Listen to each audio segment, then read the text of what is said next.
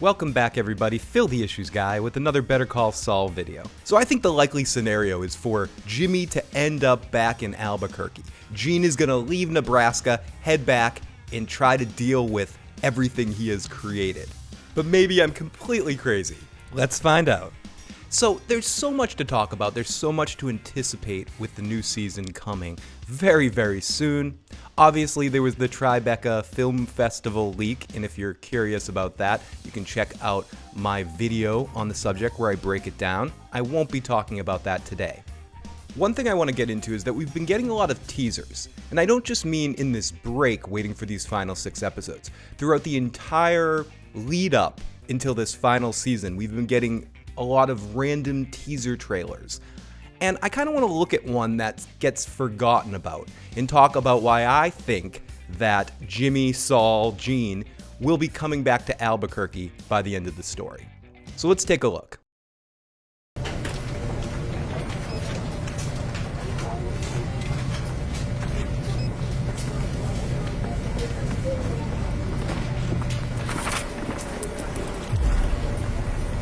Again, you look at this and you say, oh, it's nothing. It's just a quick little teaser that they put together for humorous purposes to show that he's involved, there's wanted posters around, and that he's a wanted man. But I do think there might be some more significance to this than meets the eye. I personally think that everything that they're putting out in anticipation for this season has some significant meaning. I know a lot of this is done by the AMC promotions department, but I do think Vince and Peter have some control or some focus on what kind of teasers they want to present. And I think something like this is done for a very specific reason.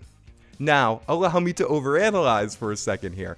I think that him ripping down the wanted poster is symbolizing him wanting to come back to his old life and fix the problem, i.e. going back to Albuquerque, solving the problem, maybe turning himself in, defending himself in a court case, something.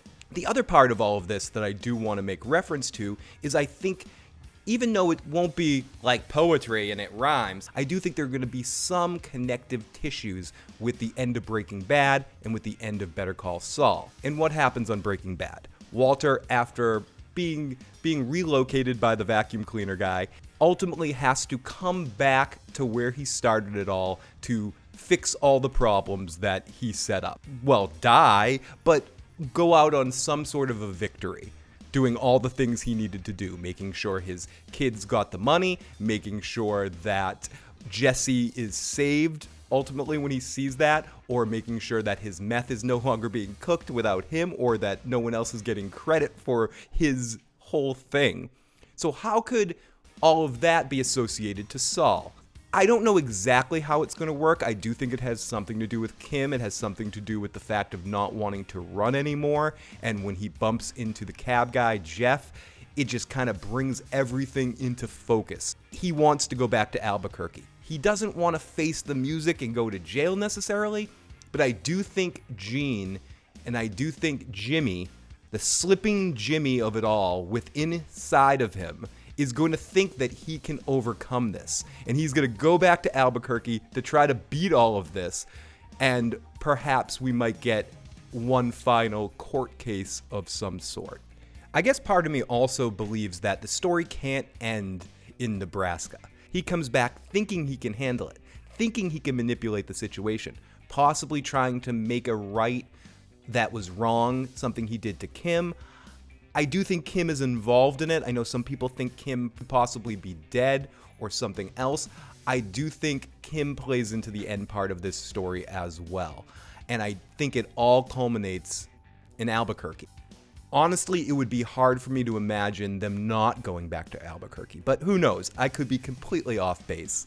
But most of all, I'm curious what you think. Is this one of those things that I'm just going overboard? I'm taking a very small crumb and I'm making a meal of it. That's very, very possible. But I think we're all in some sort of temporary insanity right now after what happened to Howard and having to wait 7 weeks for another episode. So I don't blame any of us for over analyzing every little thing that we can to try to figure out somehow, some way, a clue on how this all ends. But please, let me know what you think. and let me know some of the things you're most excited for in this final season of Better Call Saul. If you enjoyed this video, please hit the like button, please hit the subscribe button, click that bell for all notifications. Thank you, everybody. I'll talk to you next time. Dude.